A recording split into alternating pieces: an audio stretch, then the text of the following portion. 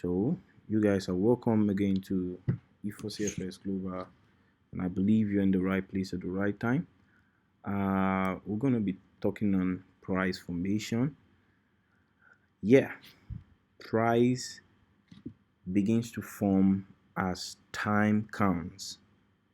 That means what varies price in the market is due to the respect of time. So in other words, I can say price is affected by time. I don't know if you've gotten this one before, but that is its price in the market is affected by time. Now, what is price formation? We all know what candlesticks look like, but candlestick is not actually the origin about price formation. We have other symbols, which is the line chart, the graph, and all of that. But price candlesticks has helped a lot of people in order to understand the language of price formation. Now, price formation is the foreign exchange market, which is also known as Forex.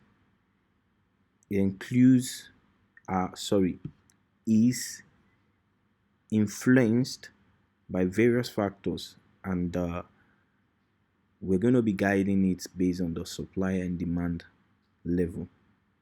Now, the principle of supply and demand level is very paramount as a sub-institutional trader.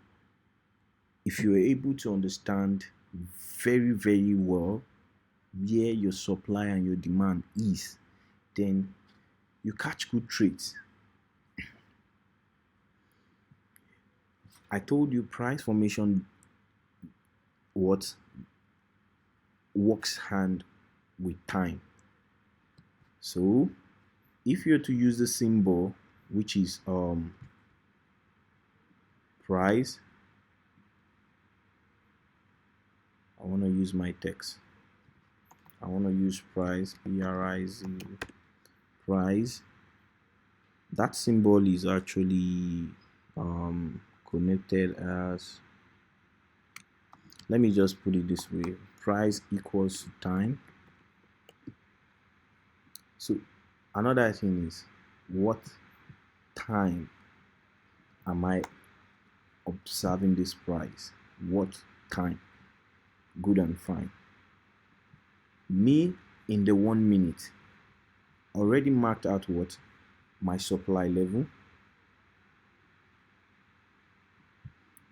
and then I marked out my demand level. This can also make me to go down to a lower time frame to pick up entries, and then I leave with that space of time, because if you stay too long in the market might haunt you. And if you stay, if you close your positions when you don't need to, you might feel bad also. So that's why price with time actually works hand in hand. And know how to mark your demand and supply level. Like what I did here on GBP USD. What do I do? If you look very well, I put more emphasis on my supply and my demand level. I put more emphasis on them, because if you're drawing your whatever you're drawing, trend line, blah blah blah, don't we don't really care about that. What I care most is where is my demand level? What has price done to my demand level? Is price heading to a supply zone?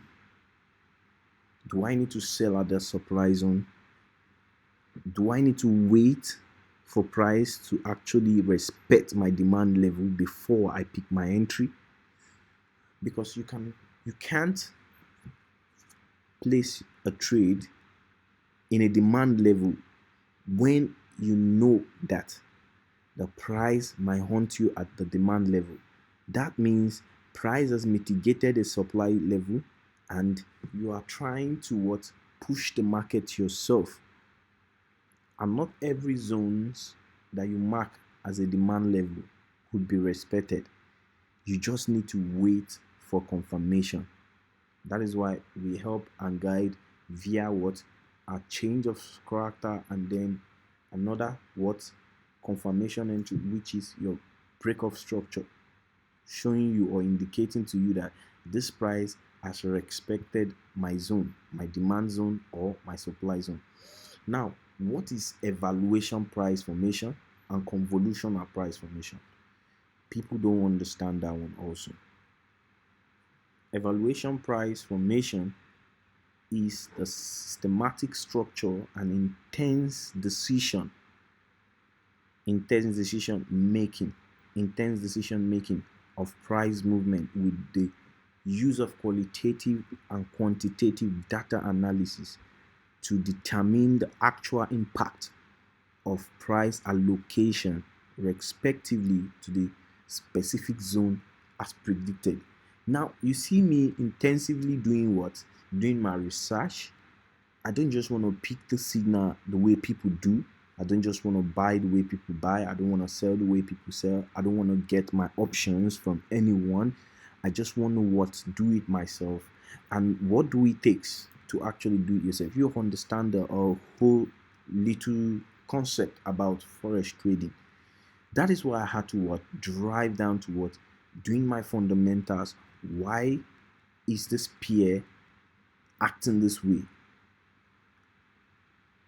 I push this peer in relative to other peers, comparing them, and I understand that this peer is trying to interpret something to me, and the universal peer or the dominating peer among this, or let me use it, the dominating currency is USD. So what is my USD doing? Don't always hesitate to go to your what, USD peer, to check its trend. And I use my daily time frame. I can use my hourly time frame if I want to day trade. How do I do that? My hourly time frame, this is the fundamental on my hourly time frame, and what I see here specifically is that price already tapped into this sell to buy candle, this one here. If you go to a lower time frame, you see it. Now there is a liquidity below here, there is an impulsive move here, there is a price mitigation point at this level. Hence, price tapped into this level. Yes, it's good and fine that the price retraced a little, but what is price wanting to do right now? Price here, maybe it cares to this point and then breaks the sky.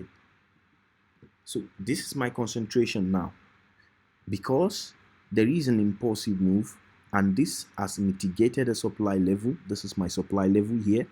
I mark it up. Here is my supply level. Now that price has mitigated the supply level, hence price is going to distribute liquidity until price what, takes off this wall, take off this liquidity below, because of this impulsive move. And this impulsive move actually, what, it has even taken out what, a demand level.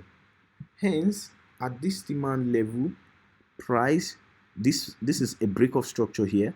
Price is tending to drop down also to give me a second break of structure. Then why am I going to be buying this area? No. So since I see that this guy is getting weaker, I can go to a peer. Let me go to AUD USD. I should be buying AUD USD right now. And you can see what the formality is displaying, right? He is already buying. It's already buying. So now, if I had gotten this from the onset, I could have bought this guy, even patiently waiting, even if it's still distributing liquidity. The only thing I need is price to get to where I want it to get to, which is this area here. Now let's go back to our We have some other things which we're gonna talk about. Uh, we have some other things which we're gonna talk about. Didn't I? Didn't I? I gave the definition for okay, convolutional price. You can see I also talked about quantitative data analysis and qualitative. We're gonna also look at that maybe in the next class.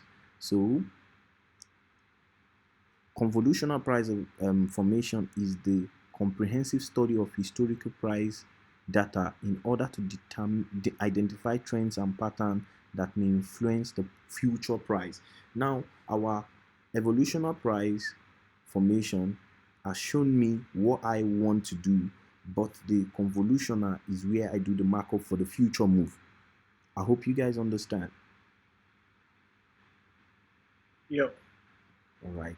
Now I want to buy this guy. Where am I going to enter from?